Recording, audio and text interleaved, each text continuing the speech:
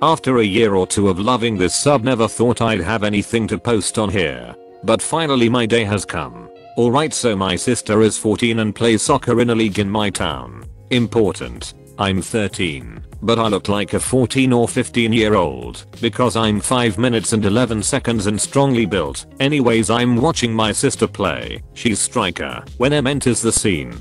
M. Hey, what are you doing? Me. Just watching the game. M. So why are you here all alone watching some young girls in sports bras? Me. Pardon? M. I just think it's weird that you are sitting far in the back while you watch young girls play soccer. Me /dumbstruck/ M. Did you hear me? Boston accent was so annoying. Me. My sister is in the game. Number 27, look, she's on the bench. M. / points at my sister's teammate. Were you staring at her? Me. No, WTH, please go away. M. Why are you enjoying yourself? Me. Please go away. M. Wait, you look over 18, what are you doing watching minors? I do not at all look minimum 5 years older than I'm, lol. Me. Ma'am, please go away. M. Fine, she shrieks before calling me a pervert and walking back to her chair where her husband tries to calm her down. After the game I told my sis about her and she said, oh yeah, that's Karen. Not Irel name OFC. Apparently she is the type of mom who screams at her kids for missing shots and is incredibly involved in games. Never saw the beach since. Sorry I couldn't have like a court case ending like of my favs on here or have police arrive, but I still think it's a funny story. Note, I originally posted this on Pro Revenge, but it got removed because it wasn't Pro Revenge. I mean, I don't know where else to post it. I can't post on Nuclear because it wasn't, and yet, this was definitely not petty revenge, so I guess I'll just post it here. Considering the villain of this story was old, and his sons actually sided with him, that makes him an entitled parent, so here we go. Background. Okay, this had been an issue that had been ongoing in the legal system for a couple of years, but only a couple months ago it was finally settled. Warning, I don't know exactly how it all worked out, since my parents kept me out of the loop, so I'll tell this story as good as I can, and from what I managed to gather. So please, if something sounds weird or misplaced, well, nothing I can do, really, but apologize. English ain't my first language, so I'll try to explain it as good as I can with my skills in it. Cast. Fossil, old man and previous owner of the land. Peck, my dad, current co-owner of the land. Fake name, obviously. Junior, dad's friend, neighbor, and co-owner of the land. Story. Before we go any further, I just want to explain what I meant above about co-owning the land. Peck and Junior bought the land together. I don't remember how much it cost them, but they each paid half of the money, so they both co-owned the land. The land was quite spacious, so there was enough area to build 2 walls to divide the houses and each side create their own house, garden, etc, etc. I hope I'm explaining this well. Forgot to mention, the land was in the intentions to build a summer home in another city, so we could go there to spend holidays, or the summer, when we felt like it, and while the beach wasn't necessarily right next, it was a very short distance from the land. Anyway, everything was going nice before the purchase. Fossil was actually nice at first, and everything went well. Peck and Junior signed a contract, and the land was now ours. However, everything went downhill fast. Apparently, soon after the purchase, the city hall decided to asphalt the main road that connected the street that the land and other neighbor houses were located on, as it was previously a sand road. Because of this, the price of the houses and lands increased. Fossil realized this, and realizing that he lost the chance of selling it at a higher price, decided to go against the contract and tried to claim the land back, and that's when all hell broke loose. Following that, an all-out war started, Fossil versus Peck and Junior. Fossil began threatening them about taking them to court, and how the land was still his, and the contract was nullified and blah, blah, blah. Problem is, Peck and Junior were still paying. They didn't pay all of the money immediately, because neither my family or Junior's had anywhere near enough cash to pay it out at the spot. so we paid in finances, like a specific amount per month or something. That part was actually blurry to me because my parents never specified how it worked, but it was something like that. Anyways, that meant Fossil was having our money hostage, and thus, Peck and Junior refused to pay the remainder of the deal, deciding that since Fossil was trying to get the land back and holding their money hostage, they would play the same game. According to my mother, who was aware of everything, but decided to let those two settle it, Peck and Junior at some point went to Fossil's house to try and come up with an agreement, and Junior's family also accompanied them. Apparently, according to my mother of course, Fossil was incredibly hostile and angry, and according to Junior, had a concealed weapon, like a knife or something, not a fire weapon.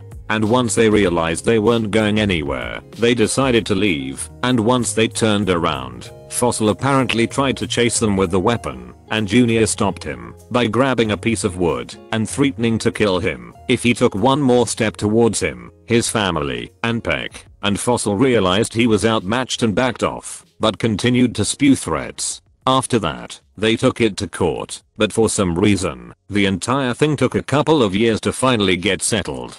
During that time skip, I have no idea what was going, and Peck and Junior went to a couple of hearings on the land city, but I never went because, honestly, I had no idea what the process was, and didn't actually cared, as long as Fossil paid for trying to screw us over. During this time, my maternal uncle became a licensed lawyer, and my mother asked for his help and advice, and my uncle pretty much said that Fossil was digging his own hole. Anyway, on the day of the final conclusive hearing, it all ended. Fossil showed up to court, and once the judge asked for their sides of the story, Fossil pulled out a fake contract. Yes, dear reader, you read that right. He pulled out a fake freaking contract with his signature on it, but not Peck and Junior's, and claimed that Peck and Junior never signed anything. Therefore, the land was officially his, and demanded that they return it to him. However, Peck and Junior pulled a reverse card and revealed the actual contract with Peck Jr. and Fossil's signature on it, and pretty much revealed that Fossil was trying to screw them all over. Also, during the 2 years that this had been going, Fossil went to our land and built a small cabin for himself. Yup, he believed that he was surely gonna win. He built a cabin of the size of a small bathroom and claimed that the cabin had been built before he even sold the land. Stupid F. But cameras showed the construction taking place in between the 2 years that this whole thing was going on. So, strike one. Then, Peck and Junior showed off video footage of the incident I mentioned before, Fossil trying to attack them with the weapon, as it was all caught by a camera in one of the light posts in the street. Strike 2. And finally, Fossil actually F'd himself over by continuously claiming contradictory statements. I don't know exactly what he was talking, as, once again, I wasn't present, but according to my father, Fossil said one thing, and later on, retconned himself, before starting the cycle again. Eventually, the judge had heard enough, and dropped the hammer. Fossil had lost the case completely, while also stating, while Fossil wouldn't have to return the money Peck and Junior already paid, Peck and Junior wouldn't need to pay the remaining money they were required to, because of this whole crap storm. Also, Fossil had 30 days to collect whatever items and tools he left behind at the cabin he built, otherwise, Peck and Junior could claim it as their own, and aside from that, Fossil had to pay both parties his lawyer fees, and should he ever attempt anything, and or even try to talk to Peck and Junior about anything regarding the land, he would immediately be sent to jail, and considering his current age, he'd most likely die in prison.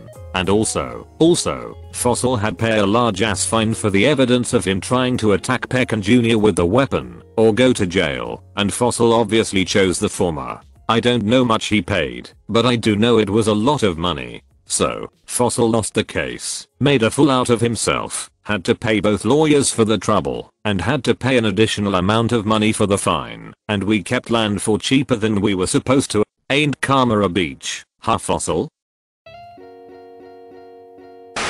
Our cast. M. Entitled Mother. Ike. Innocent Kids. As you'll know, it is Spooktober. This means all over the country, haunted houses are opening their doors. My local haunted house is not impressive, but one of the girls' dorms at my college puts one on for a weekend to benefit a sexual assault survivors charity. It's for a good cause and you get some solid scares, so it's a good way to kill some time. My college is near an elementary school, so a lot of moms bring their kids for some fun. Usually worst case scenario is we have to comfort a crying kid. There is now a new worst case scenario. I didn't have my costume ready yet, so I was just taking entry fees and guiding the guests through the little path. Enter M. She's got a herd of 4 Ikes. Right away, she scoffs at the $2 each required donation.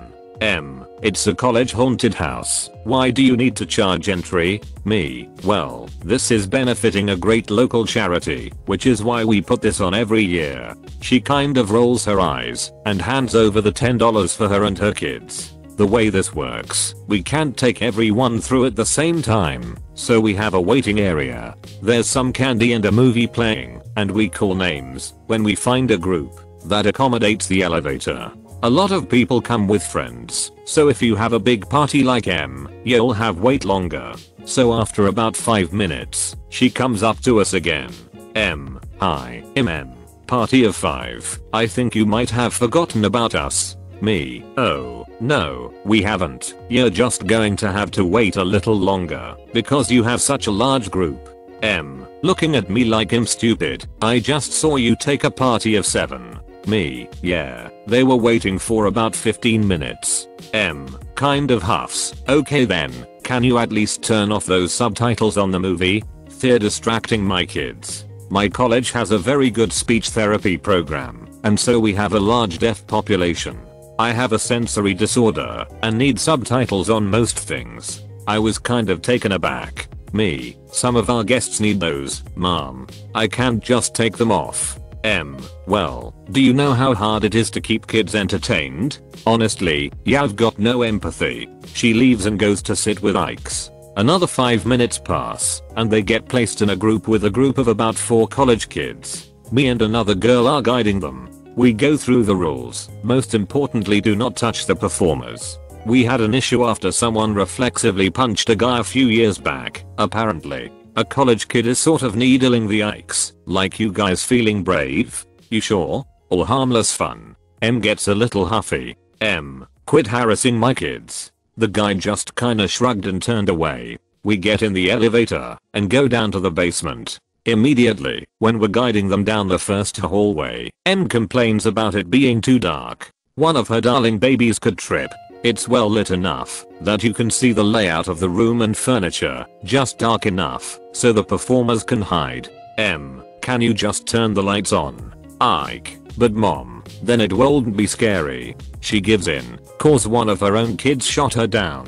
The rest of it passes mostly without event. The kids love it. One of them just laughs at all the scary crap until we get near the exit. The last scare is someone jumping out near the group.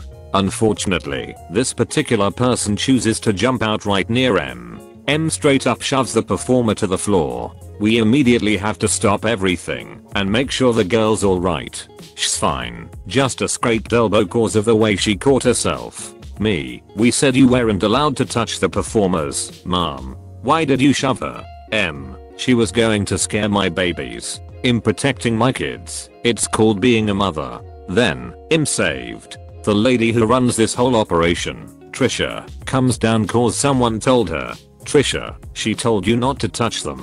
I assure you, our haunted house is safe for all ages. At worst, your kids are going to get a little scared. M. You should put a warning. My kids could have been effing traumatized. Trisha, I guarantee you, they have more risk getting traumatized watching you freak out on college kids than a girl in fake blood jumping out at them. M starts to leave, but the oldest kid actually stops, says it was great, and that has sorry about his mom. M. We can come back tomorrow when these mean ladies aren't working. Trisha, Mom, your kids are welcome back tomorrow, but for the safety of my performers, you won't be. M. This is bullcrap. I need to keep my kids safe. You know nothing about being a mother. Trisha, I have 2 kids of my own, and if I acted the way you have tonight, They'd be ashamed of me. M left, and the kids came with their much sadder, less entitled dad.